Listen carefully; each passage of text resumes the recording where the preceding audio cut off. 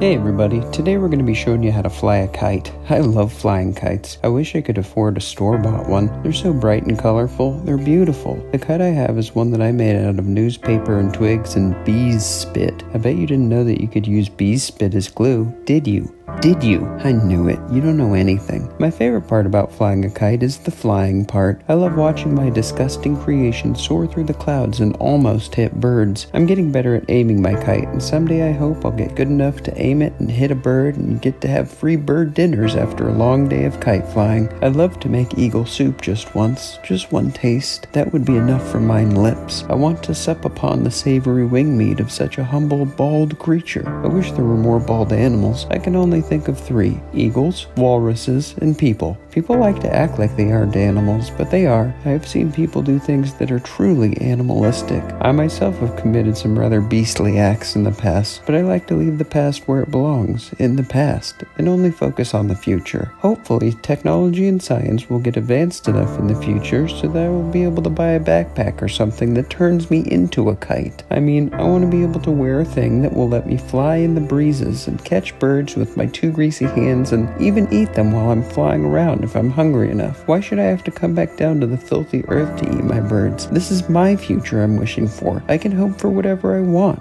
If science doesn't have the guts to make me a kite-style backpack, then I hope reincarnation exists so that when I pass on to the next life, I'll come back as a kite. Then I'll be able to fly around above all you idiots on Earth. I'll be able to taste the clouds and touch the sun. I'll be able to look down people's chimneys as I'm flying overhead, and if I'm lucky enough, maybe I'll see something cool. I'm not saying I want to spy on naked ladies who are hanging out in the fireplace. That's gross. I mean, maybe I'll get to see somebody get a new high score on their favorite video game, Pig Warrior. Pig Warrior is a game that features neither pig nor warrior. It has that name because the lady who invented it was bet $80 that they couldn't make a video game with the coolest name in the world, but obviously she won that bet. I'd love to play Pig Warrior almost as much as I'd love to be a kite. I don't really know the rules of reincarnation. Maybe you can come back as a video game. Maybe you can come back as anything. Maybe you can't come back at all. Like I said, I don't know the rules. You know what else? I don't play by the rules. I'm a punk. I'm a rebel. I'm awesome and strong and thick and muscular and covered in veins, and I'll do whatever I want and nobody can stop me. I'm the ruler of my domain, and my domain is the entire world, so you better watch out. Don't mess with me. Don't put your soda down the back of my shirt anymore, okay? Don't put the soda in the microwave for a really long time so it reduces down into a thick sludge, and then pour it down the back of my shirt during the school assembly. Everybody laughed and called me SodaStream, and then when I told them that I would sue them for calling me the name of a trademarked product, they just laughed some more.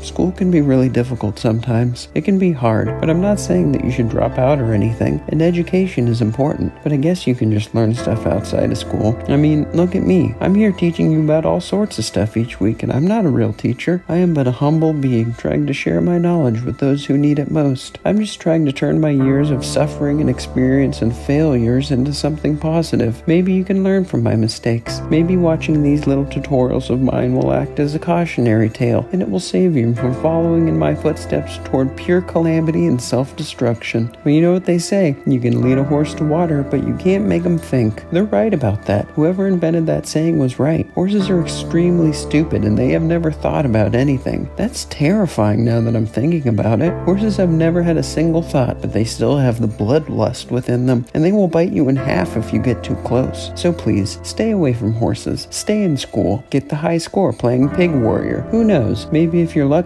a kite that is actually a reincarnated man will be flying over your house while you beat the final boss on the last level of Pig Warrior, and they'll look down your chimney right as you win and they'll think you're pretty cool. Wouldn't that be nice? I think so.